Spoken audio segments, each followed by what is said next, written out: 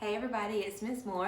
I'm going to be using this video today to review distributive property and to talk about how we can use distributive property to find the area of a rectangle. Okay, so if you remember, distributive property means to break apart. So if we had the equation 6 times 14 and we had no idea how we could work that out, we would do the Mickey Mouse ears. Now you should remember Mickey Mouse ears because we're making number bonds and we draw it around the big number and we break apart our big number into two smaller numbers that we know how to multiply. So for 6 times 14, I'm going to break 14 into 7 plus 7. So now I know that I can do 7 times 7 plus, 6 times 7 plus 6 times 7 again. So our new equation would look like this. 6 times 7 plus 6 times 7. That's one way I could do the distributive property. Or I could do 6 times 7 plus 7. Now, these two problems are going to result in the same answer. So let's work it out both ways. So my first way is 6 times 7 plus 6 times 7. So I would take 6 times 7 is 42 plus, make sure you bring that plus sign down, plus 42 again, and we know that 42 plus 42 equals 84. That's one way to do it. Or I could do 6 times 7, which is 42, and then I have to bring that plus sign down again right here, and then 6 times 7 again, which is 42.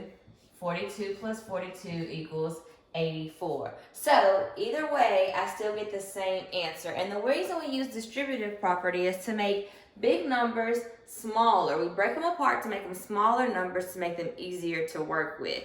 So now that we have reviewed the distributive property, let's talk about how we can use the distributive property to find the area of a rectangle. So here's my rectangle. I have 9 inches by 8 inches. And I know that if I find the area of a rectangle, I can multiply 9 times 8. Well, let's just say 9 times 8 is too big of a number for me to multiply.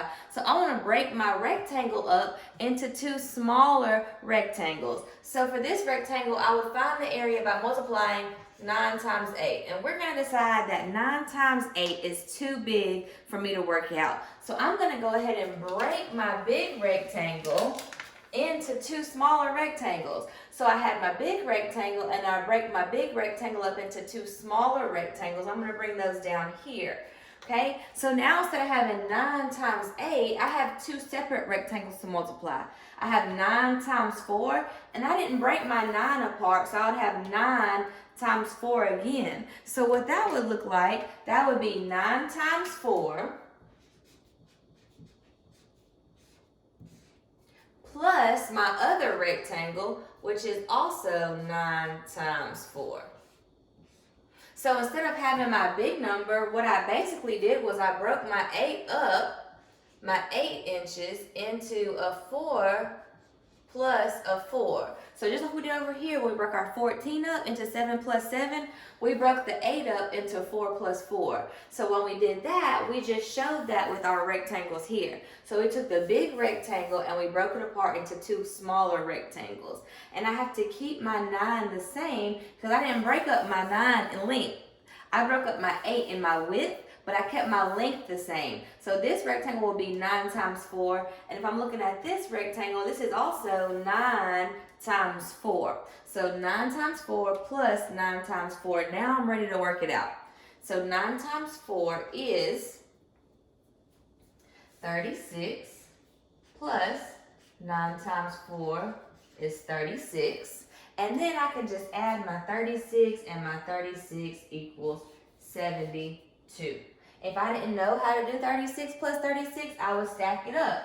36 plus 36. 6 plus 6 is 12. Remember, I have to carry my 1 once we have more than 10 in the ones place. 1 plus 3 is 4, plus 3 is 7, so 72. And remember, when we do area, we talk about square units. So our area of this big rectangle is 72 square inches, which means that the area of these two small rectangles are also 72 inches.